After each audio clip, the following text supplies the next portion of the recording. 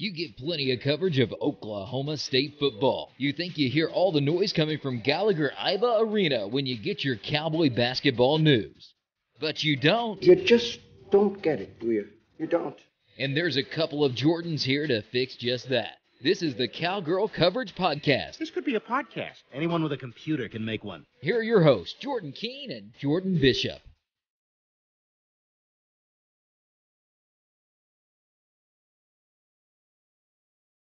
Welcome into the Cowgirl Coverage Podcast, Triple Play Sports Podcast Network. Jordan King, Jordan Bishop with you. As usual, want to apologize in advance because apparently I don't know how to do my job. I am the technical guy of this podcast. I don't bring the same breadth of knowledge that Mr. Bishop brings. I'm working on that. I'm getting into the women's sports realm a little bit more as we get through the year. I think I'm doing an okay job of that. When we started this podcast, Bishop brought all the knowledge of the women's sports, especially a lot of relationships and everything that he brings to the table there. I was just the technical guy, and I messed up technically this week. I could not get the microphone to work very well for our guest, so thanks to Jordan Bishop for covering me up. So there's a slight little hum with our guest, but please look past that and listen to this interview. It's phenomenal. It's with the national champion of the 1,500-meter Sinclaire Johnson, and she is incredible. She's an incredible interview, and again, what you've heard, if you've listened to the radio interviews of Sinclaire, you've heard a lot about the race, about going into it, the plan, the strategy, how well she ran it, how well she prepared, Coach Smith, everything about that. And all of that deserves as much coverage as she's getting, and probably more than that. But I do want to just say, we went past that. I think we tried to tell her story a little bit more, because again, this is not a sport that gets us a lot. So we hope we did that. We hope we did a good job with that. Again, she was a terrific interview, and I had Jordan looking forward to that. And we'll start here in track and field, but just a really good interview, and people should stick around for that. Yeah, and I just want to compliment you, too, for helping me get out of my zone. At the beginning of the podcast, I had, obviously, women's basketball and softball and tennis knowledge, but we didn't really cover much of, at the news press, busy times for soccer and cross-country and track, obviously, and equestrian. Well, now we've had them all on. We've had everybody on from every sport. We're going to have Greg Robertson on hopefully a couple weeks for Cowgirl Golf, so we'll have everybody on then. But thank you for that. And also I want to apologize. It's been a couple of weeks. This is our first podcast in a while, but it's been busy. So we had softball, the World Series. You were on vacation last week, Wisconsin. So we're back now, though. Yeah, we have a lot to cover again. We had the week where I was in Fayetteville. End of the week was Women's College World Series, so there was like a day in there that we could have done it, and there was no way to do it. Again, I was on vacation last week, so if we would have done it, it would have been like Monday night. So just the time frames did not work out for us to do the pod. So yes, very good for you to bring that up. I believe this is episode 24 or 25. I forget. So, but yeah, we appreciate you if you stuck around. I think we're still on a one per week average because we did a couple in there where we did multiple ones in a week. So I think we're still above the one average, which is what we're looking for. And we've had some pretty good guests on throughout the program this far. Really excited potentially to get Coach Robertson on as well, because that's going to be fun. And as you said, yeah, we'll have hit everyone. I know we're still looking to get some this summer. We might go administrative. We might go some different routes, because we really have a lot of creative ability with this. I mean, we have a lot of creative control. So let's start here with track and field. Now, the big story is Sinclaire Johnson wins the national championship. That's the headline, rightfully so. She did something that hasn't been done since 2013 with, what's her name? Pollution. I forget what her name is. But anyways, it's the first time since 2013. I'm sure I'll find that by the time we're done with this. But just an incredible performance by her. And then she looks up, she ran a 4:05.98, which makes it the second best by an amateur or a college runner, and the best ever at a national championship race. Just kind of incredible stuff that she did. Plus, you brought up the first place, who came in first place, or what time is first place as far as doing the 1500, and that was special circumstances. Yeah, it was 359 back in 2009. The runner at a pro event, so she was going against pro runners, and so it wasn't like a college race. So I think at that time, obviously, you had to be amazing around 359 because the world record's like a 351, I think. But you're going against runners like that; they might push you to your limits. So I mean, for Sinclaire Johnson to run this against just college runners is outstanding. Yeah, no doubt about it. Natalia Palushina. There you go. Got it. So that was the first, and that was also 1500. I found it kind of interesting. Obviously, some of the quotes we got from Coach Smith, and we'll probably have Coach Smith on before we're all done with this podcast. And by the way, we're not like warning people for the end of this. We're just getting started for the podcast. I always tell people always, are wondering, why do I start with my podcast and go 0 to 5, like episode 0 to 5? I always say that's because my goal is to get into the hundreds. That's why I do it. So that's the goal of this podcast, which would mean about 2 years. So that's the goal for us, Bishop. No leaving or moving away before we hit episode 100 of the Cowgirl Coverage podcast. We're locked in. But anyways, hopefully we'll get Coach Smith on at some point, maybe this year, maybe next year. I know a couple of years from now they got or a year and a half from now they got the cross-country national championships coming. A lot of exciting things surrounding this program. But some of the things he said, they've had some really good middle-distance runners here. Sinclaire Johnson is doing things and has done things in workouts, per his quotes, that a lot of them and really none of them have ever done before, just to kind of foreshadow the kind of performance that she had. Yeah, and it's something that we asked her, what about the 1500, that middle distance do you like so much? And she mentioned that is the good mix of endurance there and the sprints there at the end. And it's just overall it's a great race, and she likes how it's basically for people who are kind of new to the track, it's basically a mile. It's right short there. It's miles like 1,600 kilometers, so it's just short, but it's helped for people to understand it's more universal. But she likes that about it. And Coach Smith, that's one of the premier races you have, and he went out and got a slam dunk from her in Florida. We talked about her recruiting-wise when she came here, and she mentioned that she didn't want to go anywhere else. She really loved it here in Stillwater, but her parents kind of made her go check other places out, but this was always her place, and she is honestly living up to the goal she set for herself way back then, and Coach Smith has got a slam dunk in her. Have you seen this race yet? Have I seen the race, like that full race? Or just like they posted like a 90-second of the final lap or so. You saw that? Yeah. If people are listening to this, I'm okay. Normally, I want you to listen to the podcast. You just listen to everything. Pause it right now. Right now. Don't after I tell you what to go do. But pause it right now and go check out this race. And then come back and listen to the rest of us. We want you to listen to us. But this race, or just whatever, the 90 seconds that they posted on the Twitter account at Run4OKState is the Twitter account.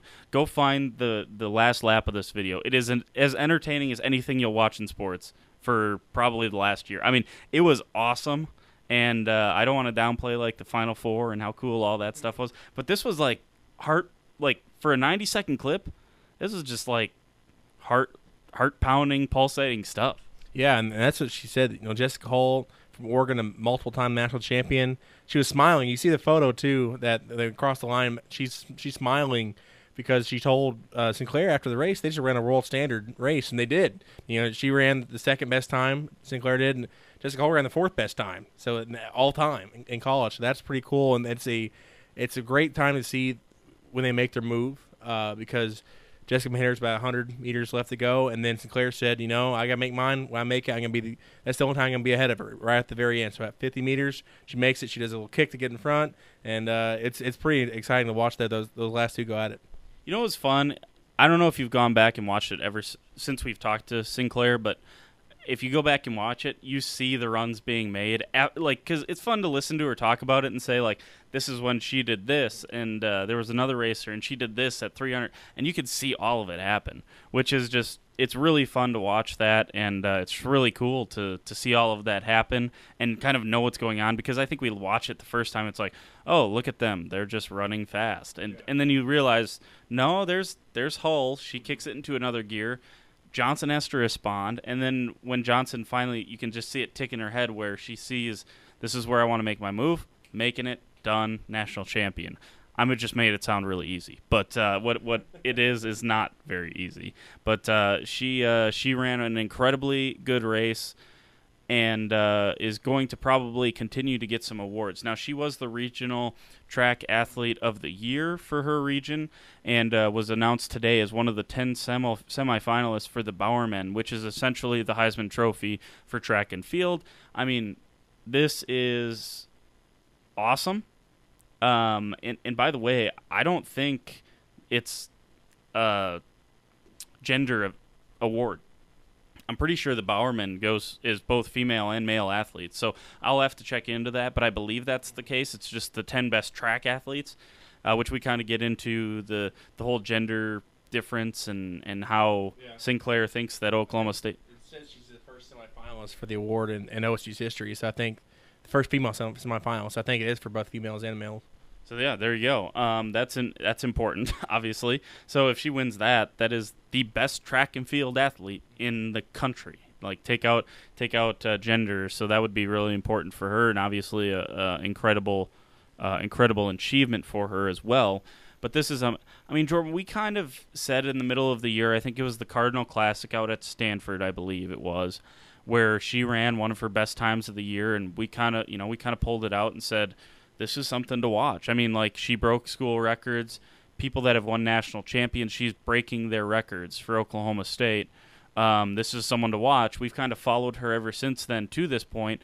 You know, I don't want to say we started the bandwagon, but we didn't jump on as late as some others. I'll say that much. I'll pat ourselves on the back. We were on this bandwagon, but I don't think when we first, maybe we sold her short. At least maybe I did. I think for sure, where I was like, man, she's running some really great races, but it's just in the West region, or it's just in the Cardinal. Can she do this at a national championship level when she didn't qualify for the finals last year? I think was maybe a question, and obviously I sold her short. Yeah, we were looking at her early on, too, and we're thinking, okay, she's doing really well early in the season, but as the season goes on, can she keep up this pace? And obviously, she not only kept it up, she accelerated the pace. And that's like something you got to keep eye on this track and field sport, because, you know, you'll have really great times early on, but something might happen. You might tweak something. You know, there's always something. When this whole sport is split into milliseconds, anything that happens might slow your time, or you might just continue to get better and finally speed up your time. That very rarely happens sometimes, because usually most of the time people get worn out. It takes a very special athlete to make it all the way to even make it to nationals and to run a greater time than you were running even back at the beginning of the season.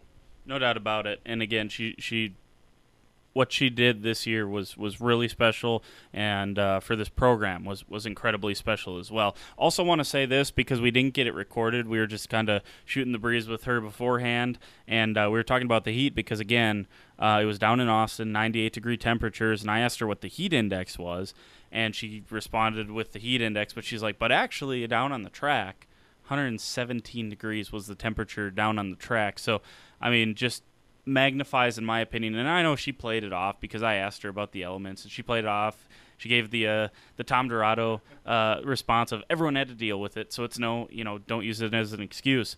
But, I mean, not everyone who's ever ran, she ran essentially the fastest collegiate college time of someone running in a college race.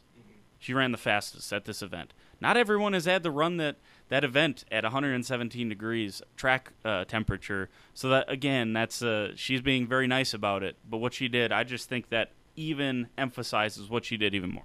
Yeah, and you see her afterward in the ESPN interview. She's on the ground. She's that's tired, and that's, you see Jessica Hull smiling and talking to her about it.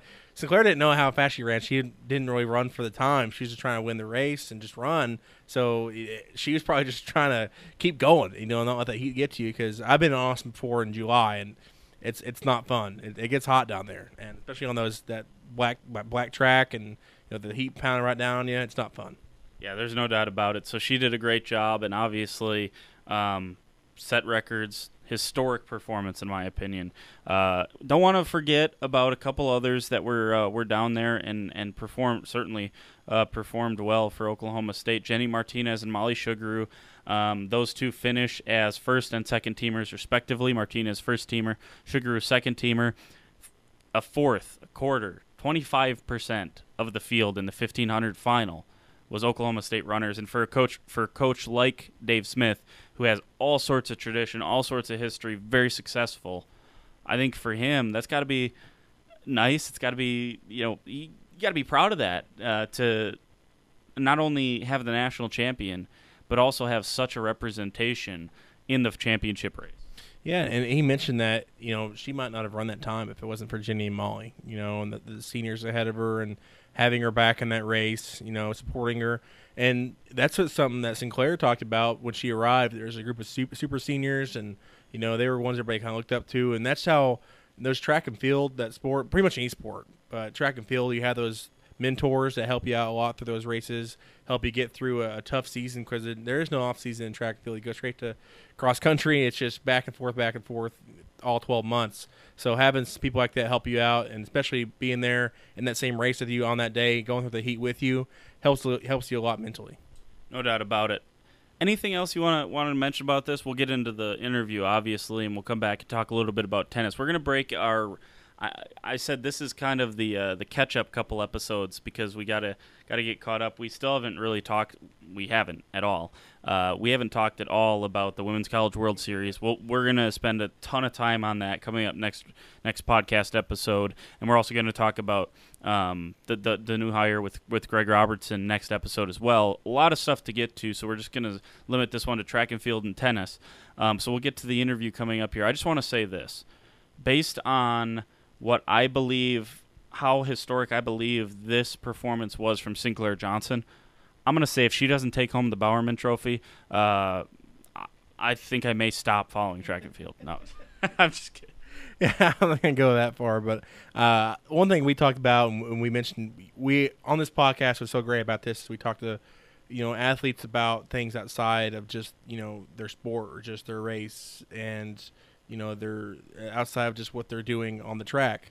We talked about the actual person, and we got to learn a little bit about what she, thinks about Oklahoma State in general, in terms of what they do for women's sports. And she had a really good answer to it, and it's not something you see at many other universities in terms of them giving all these, I guess, resources to sports that aren't football and men's basketball. And we see that here. We see them actually spread it out, because they look at the athletes as student athletes, not male athletes, not female athletes, but as all student athletes.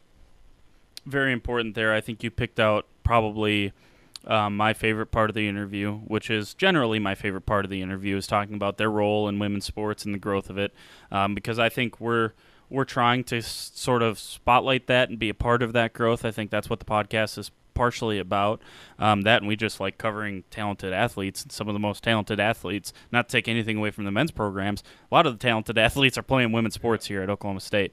Very strong women's athletic department. Obviously I was kidding. I'll still watch track and field if she doesn't win the Bowerman. I just think she should, so there you go. Again, here was Jordan Bishop and I over at GIA in the press conference room. Thanks to Matt McClain again for that, hooking us up and getting us in there to talk to national champion Sinclaire Johnson, and we'll pick you up right on the other side. Now down, we're in the interview room. SID Matt McClain got us hooked up down here, Jordan. This is probably the most official interview we've ever done. Normally we're in a hallway somewhere. So, but takes special interview rooms, takes special interview processes to get a national champion to join the podcast, and we have just that. And Sinclaire Johnson from the track and field team joining us now. And first of all, congratulations. Thank you.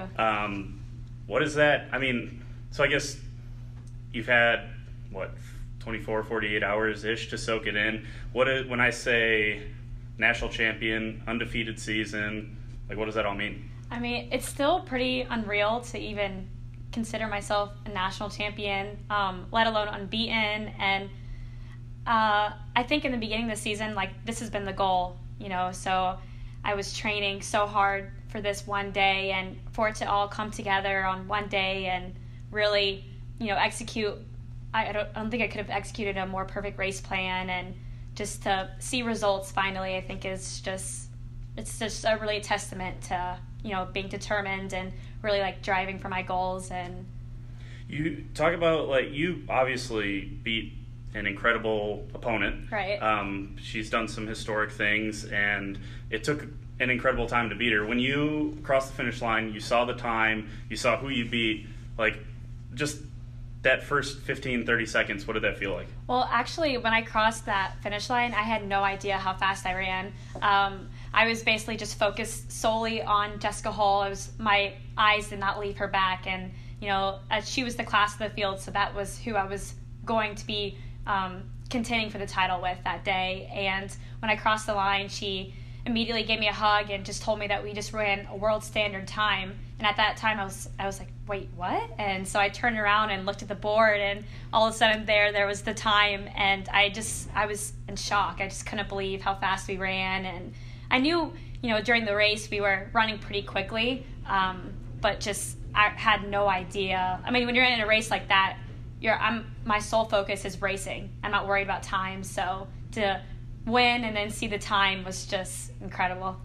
One more just on the reaction right away. I mean, you qualify for the IAAF World Championships coming up this fall, so all of that considered, but obviously you're trying to channel that out, or not. You're not obviously thinking about that during the race.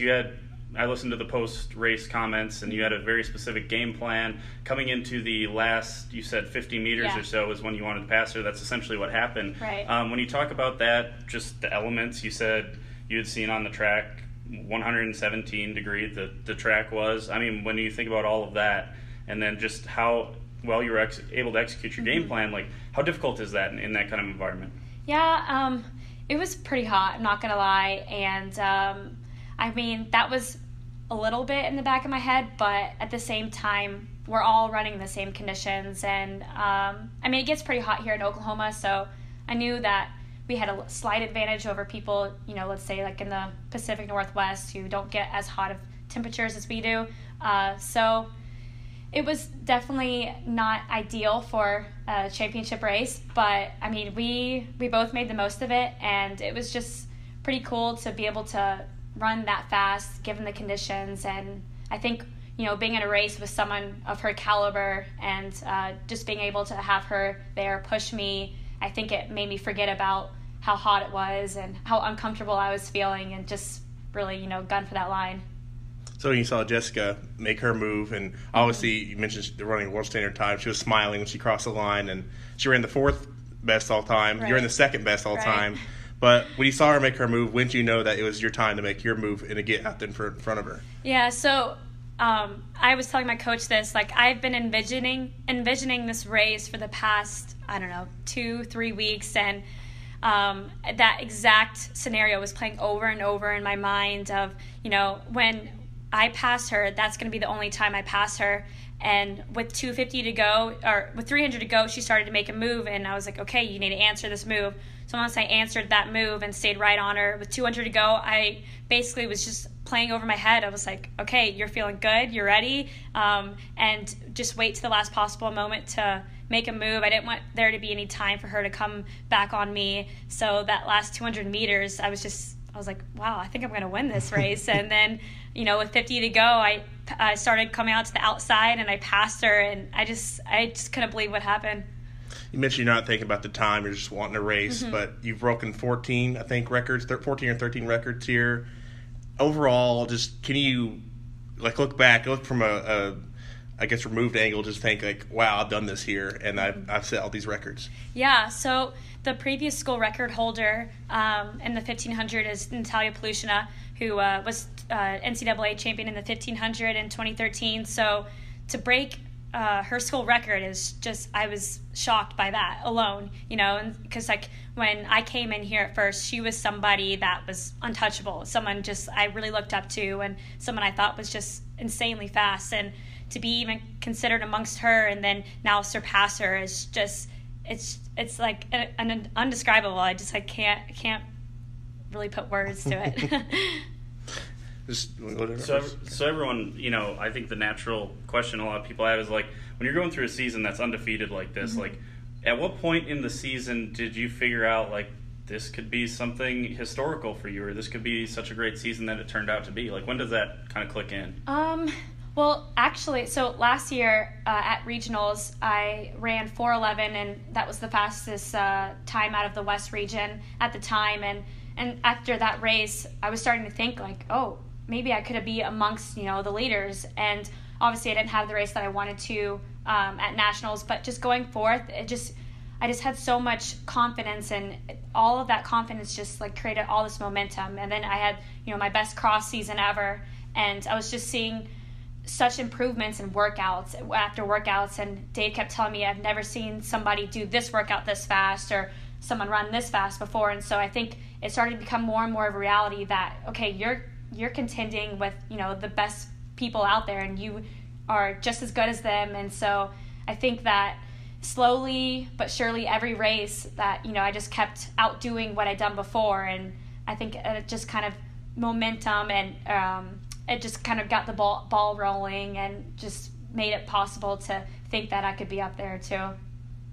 Read in Matt's release, Coach Smith said if it wasn't for Molly and Jenny helping you along the way, you might not have had that. Right. Overall, how big was it having them there that day to help you support you and run that with you? Yeah, I mean, that was so cool. So last year, Molly and I had qualified for nationals, and we both didn't make the final. It was a little bit heartbreaking. But then, this year to come back and qualify 3 girls to NCAAs and then have 3 girls qualify in the final is just, it's crazy because, no other team had 3 girls out there. I mean, we had the 4th of the field, and so it was cool to be able to compete with my teammates, and it was just like, basically like practice. So I was just running with them alongside me, just on a bigger stage, obviously, but it just felt like at home, basically, and just having them there and, fighting for the same thing that I was fighting for just made it all worth it.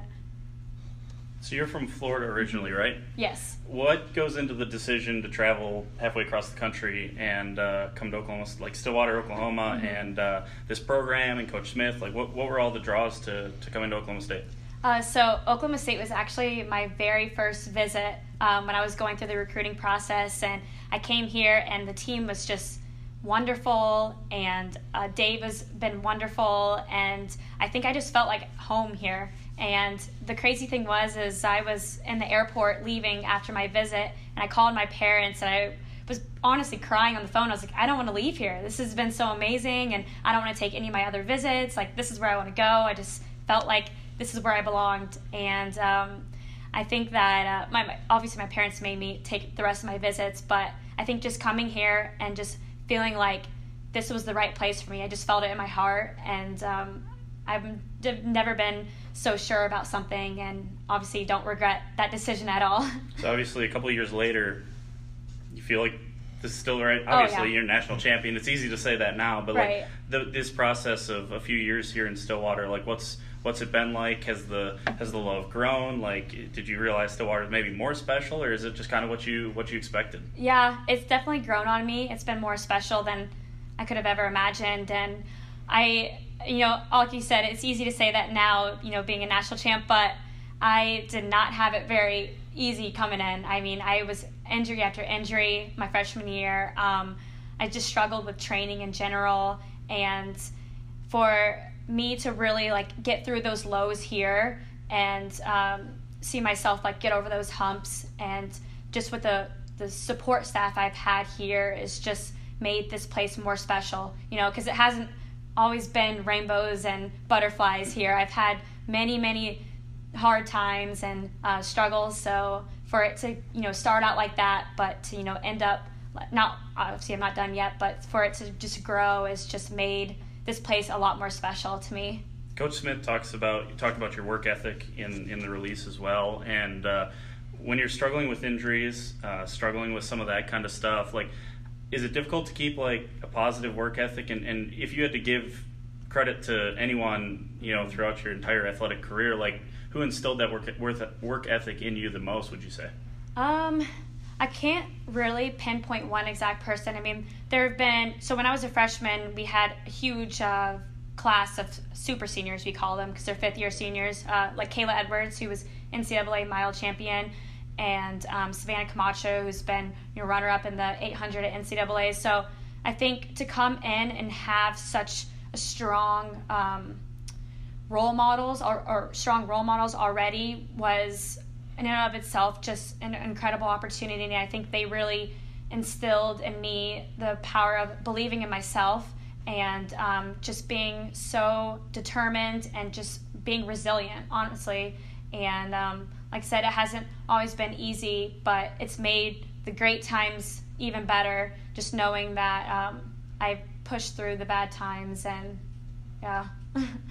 Compete in so many events and the cross season as well, but national champion in 1500, what speaks to you about that event so much? The mix of endurance, the speed at the end. What do you like so much about that event? Yeah, it's a fun event. I mean, I was more so an 800 runner in high school, and so moving up to the 1500 here is a little bit scary. It's definitely more of an endurance race than an 800 is, but it's pretty cool because I feel like it's more so of a race. So you get to actually compete against the other runners in the field, and you're answering moves and making moves yourself. And so to be able to have something short enough where you can focus really and not having something so drawn out like a 5K or 10K on the track, but long enough to be able to actually compete and race against people. It's just such a fun event. And I think it's cool too because I feel like a lot, like the average person knows about like not necessarily a 1500 but a mile, and for someone to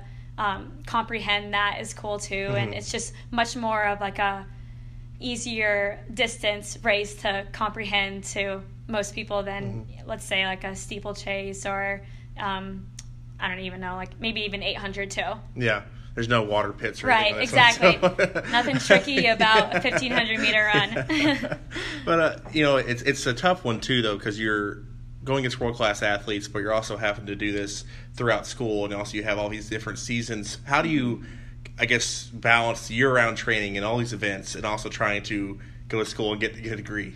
Yeah, it's difficult. I'm not gonna lie, it's very difficult, and balancing school and social life and running has been, navigating that throughout college has been very difficult, but it's I think if you're determined in one area of your life, so I'm obviously very determined in track, I think it carries on to other aspects of my life, and I think that has helped with my schoolwork. I'm very on top of that, just like my training, so being able to be determined in one thing and focus in one thing has been able to help push me to be determined in all the other aspects of my life, and being able to balance and really prioritize, and time management is a huge thing too. So as an athlete, it's like you can't just sit around for a couple hours watching Netflix. Like you got to use that time to do schoolwork, because I got to go to bed at a certain time and get up, and we have practice for 4 hours a day, so I have to block out that time. So all the rest of the time I got to be used either in class or studying. So it's just been trying to manage my time wisely, I guess. So obviously you gave us the rigors of a day in the life of a track athlete, but we like to everyone knows Sinclaire Johnson, or most people that pay attention to track and field know Sinclaire Johnson, the runner. Outside of racing, what do you like to do? If you're not in racing season, or obviously you're always still trying to keep in shape and stuff like that, but away from the sport, what do you like to do? I love traveling. I love being outdoors. So whether that's kayaking, that's hiking, biking. I mean, I just love being active. My family has always been very active growing up, always going on trips and traveling across the world and seeing things. So I think that's something that I really, really love doing. And it's cool with running too, because it's taken me so many different places, and my love for traveling has kind of grown with being able to travel for races too. So you got a favorite place that you've been, and then maybe a favorite place that you've raced? So my all-time favorite place have been in high school, or middle school actually. My family and I made a trip to Peru, and we went to Machu Picchu, and walking up there, I mean, that was incredible. Just looking out the views, and so that was probably my all-time favorite place I've been to. Favorite place to race? I would say, so we go to Stanford and Seattle every year. Those are two of my all-time favorite meets. It's always a fun weekend, and produces some good results too. So that's always good memories. Good. Yep. Do you have anywhere planned to go for as a victory vacation, I guess? Not this summer, not a victory vacation. I mean, I'll be traveling a little bit. I'll be going to Greenville for a couple weeks. And then I'll actually be going to Boulder, Colorado this summer. I work a summer camp there, a running camp. So I'm excited for that. And then I think my family's going to take a trip out to Yosemite this summer. But other than that, just kind of relaxing and, just decompressing from the season. I think it's been such a long season, and it's really important to take time to be a normal kid for a couple months. You work at the running camp. Yeah. What does that look like? Is there altitude? Like how like altitude in Boulder? What is that? It's I know it's over 5,000. I don't know the exact altitude, but it's at the University of Colorado. So we stay in the dorms with all the campers, and it's a 3-week thing. So each camp is a week, but we tend to work all 3 weeks. And I did it last year for the first time, and it was awesome. It was just, there's so many places to run. It's Boulder's such a big running community too, in of itself.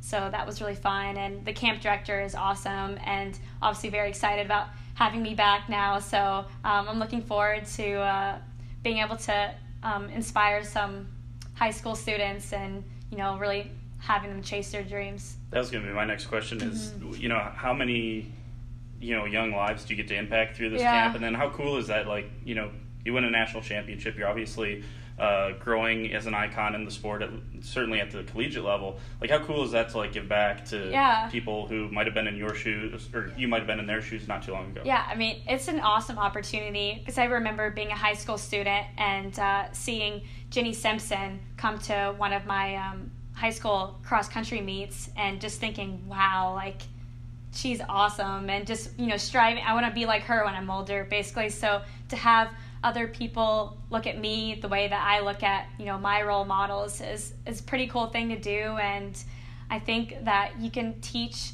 especially young women, so many things about just believing in yourself. And I think that's a cool thing to be able to do. Still have summer left and still have some college left, but overall, what's the next step? Do you want to, obviously Olympics, but what do you want to look forward to in terms of running at the next level? Yeah, I haven't thought too much about it. I think I'm still really just trying to remain present, and I think that I've seen so many times once people start thinking too much into the future, they put too much pressure on themselves and not really enjoying the moment. And so I'm really trying to stay present. Obviously, I would love to run after college, and that's my ultimate goal. But there's still some things in college that I want to achieve, and right now that's my focus. And if I achieve those things, then it's just going to open doors for more things and more opportunities after college. So basically, just kind of staying present in the moment and not really making any plans or looking too far into the future, and just enjoying my time right now while I can be a collegiate athlete, because it only happens once. And obviously it's a once-in-a-lifetime opportunity, and I don't want it to end. I don't want to leave college. So if it were up to me, I would stay at the NCAA level forever, but obviously you can't do that, get too old. Yeah. And obviously you want to repeat as an individual champion, but I'm sure a team champion is on one of your lists here in this final year. Oh, yeah. I think having a team title would be so much more special. And we're hosting cross-country here in 2020, and so I'm definitely 100% staying until 2020 Cross Nationals, because I think that would be just like a cap off to an incredible 5 years here, being running at home for nationals. But if we could pull off the team win on our home course, that would be a cool experience to do. I know they've redone the course. Yeah. Getting ready for nationals since they didn't have the Jamboree. Overall, have you seen it? Have you get to run it? And are you excited to show off to the world? Yeah, so we've been a little bit on a behind schedule with all of the rain that we've gotten here. They haven't laid this. I don't know if they've laid the sod down yet, but I know it got pushed back a lot further.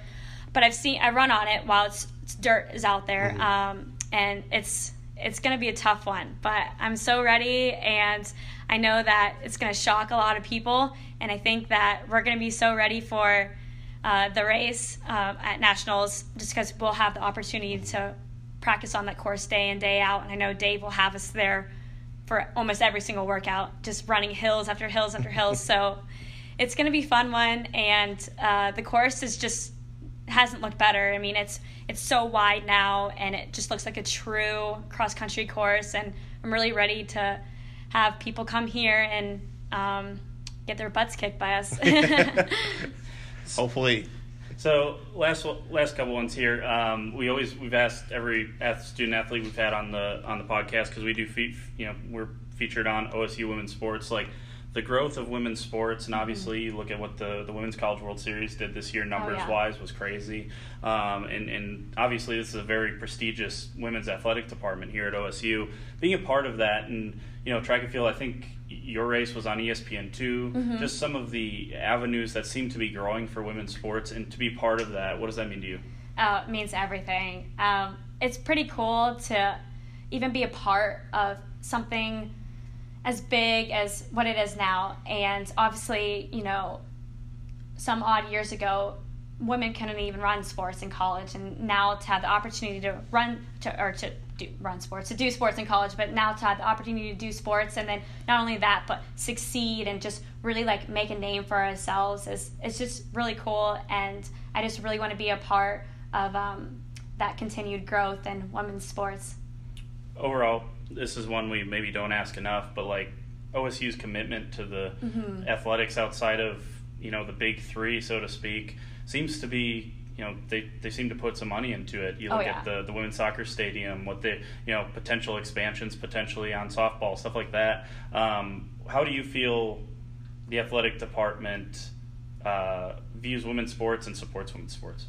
I think they don't see us as being female and male. They see us being as a student athlete, and I think that's been a huge factor. And the success of so many female athletes that come through OSU is that we have a backing and support from people all the way up to Coach Holder, and then even in the academic center, and just everywhere on campus. So I think it's really cool to have the support and just have people just believe in you and just really think that you can strive for greatness just as much as anybody else can. Well, we certainly appreciate you taking out some time for us. We know you're probably a popular person now. You get all sorts of media requests, but we certainly appreciate it, and congrats again on the national championship. Thank you. Thanks for having me on. Absolutely. So there you go. Sinclaire Johnson, national champion in the 1500 meter. Welcome back in, Cowgirl Coverage podcast, Triple Play Sports Podcast Network. Jordan King, Jordan Bishop with you. And again, I mean, I really enjoyed that conversation. She's a great interview. Let us into some of the things she aspires to do, what she aspires to be, the kind of role model she aspires to be. She can be out in Colorado this summer, helping out with a camp there, a runners camp out there. So really fun interview. I think she's going to have a successful career, whatever she decides to do. She can go into running. She can go into whatever the hell she wants. She can be pretty successful at it. Let's move on. You have any final words? Otherwise, we'll get on in here to tennis. No, I don't want to spoil the interview, or they already listened to it. So, but I think you got pretty much all encapsulated right there. There you go. So much we have to get caught up with tennis because again, in 2 weeks, a lot of stuff happens when you have we'll call them a top 5 tennis program. We'll give Coach Young that because again, if you look in the past 5 years, that's about what they are, isn't it? Yeah, and then they finished obviously top in their region, so one of the best regional teams. And we've talked a lot of this, especially with Coach Young, that they are the premier. I mean, outside of Texas, they're battling back and forth, but the center of the country, tennis has always been a coastal sport. Center of the country, though, it's Oklahoma State is one of the premier teams, and then it's battle back and forth with Texas every year. So what you mentioned there, the Oracle ITA rankings positioned the Oklahoma State women's tennis team number 1 in the Central region for the 5th consecutive years. Here's the kinds of teams that they beat out. Oklahoma State, then Kansas, again, Kansas team that ended up getting perhaps overseeded, but seeded ahead of Oklahoma State due to their Big 12 tournament. Oklahoma, and that's kind of, to me, shadows the drop-off of what they consider to be the central part of the country, because I don't want to take away from what Oklahoma State did, because this is a huge award, 5th straight year. They have a stranglehold on the central part of the country. But after Kansas and Oklahoma State, Oklahoma's the next team, and they swept Oklahoma. They won 7-0 this year. So again, don't want to take away from Oklahoma State and all the luster because they deserve every bit of positive thing that they get because they're tremendous. But that was just one thing that I thought was kind of interesting. So Oklahoma 3, Arkansas 4, Tulsa 5, and then K-State, Minnesota, Iowa, Missouri, Wichita State. So that also just kind of highlights how weak the Big Ten is in this. And obviously I realize not all the Big Ten teams are encapsulated in the central part of the country, but that, again, is part of that. Singles rankings for the central part of the country. Katie Stresnakova, friend of the pod. She was in the podcast a couple weeks ago, and she was number 2 as far as singles players. Lisa Marie Rue, number 4. I think that's a good thing. That's kind of a sign of things to come for her. I think she's going to continue to shoot up leaderboards. Marina Guinart, she was 7, and then Bunyawi was number 8. Yeah, and then we have doubles. Sophia Blanco and Catherine Goulaher are number 3. They're only doubles team from OSU, which really good, darn good doubles team. 1 win away from being All-American status. Couple things also before we get to the recruit talk. Katie Stresnakova, Big 12 Spring Scholar Athlete of the Year. And then Sophia Blanco earned the Verbal Award, one of her many awards she's gotten. She got a postgraduate scholarship. Continue her work. We talked to her before in the podcast about what she likes to work on, a lot of psychology. So, yeah, really good rankings at the end of the year, and also really smart kids. I thought you were going to try to say Bunyawi's name, so that's why I was. Bunyawi's from Chilwise, how Brody Myers says it. So. All right, so there you go. I mean, that's good enough. good enough.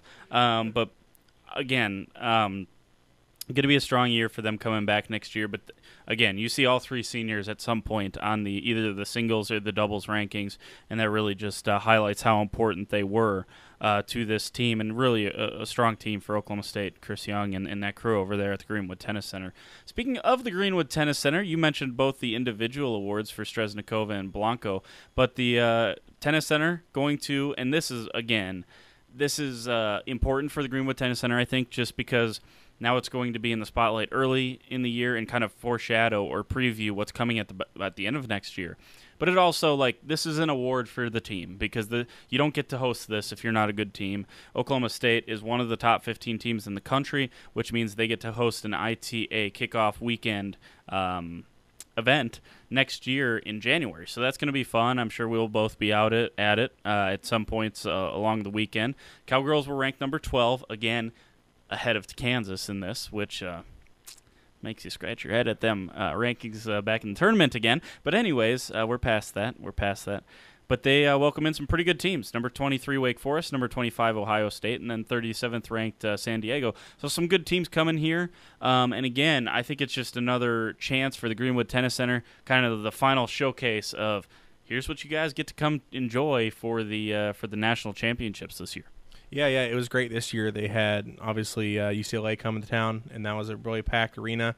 Year before that had Florida come to town for the ITA kickoff weekend, so it's really nice chance to showcase the indoors and how many people can fit in that whole complex is really nice.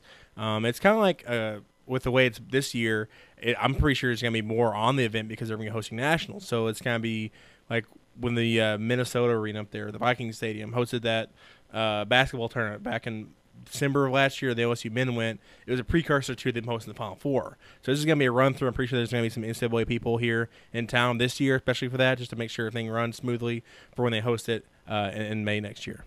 Can't wait for that. And again, this might have gotten, last year before, this sort of piece of news might have gotten just swept under the rug. Well, of course, they're hosting it again. This is another reason or another thing that comes out that allows people like CY to start talking about the great opportunity that they have coming up to host the national championship. So looking forward to that coming up next January. And then again, we wanted to talk about the recruiting because this was already the 4th-ranked recruiting class because they had a Yumi Miyamoto from Japan and Alana Wolfberg from Florida, and those two had this with a recruiting class ranked number 4 in the country, and you had a couple of pretty strong players to this recruiting class, talking about Daria Detkovskaya from Kazakhstan, and then Chelsea Van Hoot from Belgium. And the thing I take out of this is Van Hoot is an incredible doubles player. So she's someone we might see right away. We might see both of them right away, don't get me wrong. A lot of things to iron out and figure out before now and then. But Van Hoot is someone who, based on her experience on the world stage playing doubles, she's probably someone who can come in right away, and whether it be with Gulaher or whether it be the doubles 2 team that loses both their players, it seems like there would be a spot for her to slot in. Yeah, and I think CY was a bit mad because the way they had the cutoff for the rankings, it was like right before they added these two. So they're number 4 before they add these two. So this might have pushed them number 1, the recruiting rankings. Who would know how that would have happened and or ended up with recruiting. We obviously know he's doing great recruiting-wise. Catherine Gulaher was a fantastic player coming in as a freshman. I'm pretty sure all 4 of these girls can make an impact as a freshman, especially Van Hoot coming in there as a doubles player because you need that's something you need right now. Losing Sophia Blanco and how great she was. The thing I think, too, is going to help in recruiting, just to mention it real quick, is Aliona Bosovo, even though she was here for a year, and that's a couple years ago, she was here as a sophomore year, she was in the round of 16 in the French Open last week and making a lot of noise. I think she's 22 now, coming out of Spain. She's making a lot of noise at the international level. But she got a lot of her learning from here, from Chris Young. And that's going to help out, I think, in terms of getting high schoolers or international players from over here saying, hey, if I play for Chris Young and play with the program he has, I can become a WTA player and make it into these majors and do as well as Aliona Bosova is doing. You know, the interesting thing about that, Jordan, that I think might come from this is if CY, and I know he still has somewhat of a relationship with Balsova, I think that can be used as a recruiting tool as well, because we heard from Katie Stresnakova specifically. She said there is a stigma about going to play college tennis. A lot of these players want to go straight to the pros, make money. I mean, right? Who wouldn't? It's what a lot of college basketball players want to do. Go play and get to the pros as fast as possible. Let's start making some money. I think it's interesting that both Stresnakova has benefited from it. Now Balsova seemed to have benefited in some way, whether it be it helped her get to where she is now, if she just needed that year to whatever it was. I'm not really sure what helped her from her. Only she could tell you that. Yeah. But what's nice is that you're having success outside of it. You're having players that come here that have success in college and appreciate what's happening here. So that's only going to help you from a recruiting standpoint, especially if that word starts to get out. And I feel like it is, because you look at Wolfberg, who is a blue-chip recruit down there in Florida, won the Florida State Championship 4 times. You got Miyamoto coming over from Japan. You got all around the world, Van Hoot from Belgium again. So, I mean, like, to me, if you can start getting that word out, it's going to be very important for recruiting, and all of a sudden, one thing leads to another, and you become a recruiting powerhouse. This could be the home for college tennis. I mean, it's weird to say because of people who know where this tennis program was, playing at the Colvin Center. But it doesn't take a lot to get that momentum, and all of a sudden it starts snowballing into something huge and ginormous. Yeah, and it all comes back to Chris Young and the way he built this program and the way he wants people in the community to come watch it. You know, it makes it a college fan base. And we don't know how much it helps in terms of, I guess, getting your name out there if you're a WTA player. I mean, playing those tournaments around in, North Carolinas and going down to the Caribbean to play those probably gets your name out there more. But it helps you if you're a young player playing in front of a crowd, and because you're going to play in front of a crowd whenever you go to the pros too. So it helps you play against top tier competition. That's what he does here, and it's a great place if you just need something to work on, just a few things that your skill set that you think you need before you go to the next level. It's a great place to hone your skills. There's no doubt about it. And again, we don't mean to sound like a PR advertisement for Coach Young and for college tennis, really, because that's kind of what we sound like right now. We aren't a mouthpiece for college tennis, but we both appreciate what's being built here. I think that's what it is. Yeah, because no other place do you think still at Oklahoma you're not thinking about a tennis program, especially not a women's tennis program. But he's built that here and has made it enjoyable to watch. Those matches are fun to watch. And he turns out good products. And, really he stays true to the student-athlete model, and they're really smart students too. So I think overall he's done a tribute to this community and this school by helping making tennis more available to the people who really might not have watched it otherwise. There's no doubt about it. He's done a phenomenal job. I can't wait for the national championships. I'm trying to think. That may be the thing I'm most excited for next year. Obviously, everyone's excited for softball next year, but I mean, just one specific event. I'm trying to think if there's anything from between now and then I'm really, really like, oh man, this could be awesome. Obviously, going to another Women's College World Series would be that. Something like that, sending a golf team to a national championship, which I think, by the way, we'll talk to Greg Robertson hopefully this summer, but I think that's something he's capable of doing in his first year with the recruiting class that they got in. And we'll talk a little bit more about that and set up everything next week with golf. But as of right now, tennis might be the number one thing I'm looking forward to. Yeah. Maybe we talked to him about a month ago. Maybe Colin Carmichael. Maybe they can make it to the Sweet 16 or something in soccer. Get back on the high horse. We'll see. Final Four. Get there to the College Cup. We'll see. That would obviously be a high task for them, and but something that they can't accomplish. I mean, that's not soccer is a weird thing where I think you get into that final 16. There are 16 teams that can make the Final Four. I think that's the way it is, and I know you see a lot of higher seeds win, but there's generally if you get there. There's a chance for everyone. That's just the nature of soccer. I mean, that's just the way it is. So looking forward to that as well. I suppose we should mention this. We'll just mention it in passing here to end the podcast. Women's World Cup, U.S. Embarrassed Thailand and took some flack for it. Win 13-0. Adi Franch not made an appearance yet.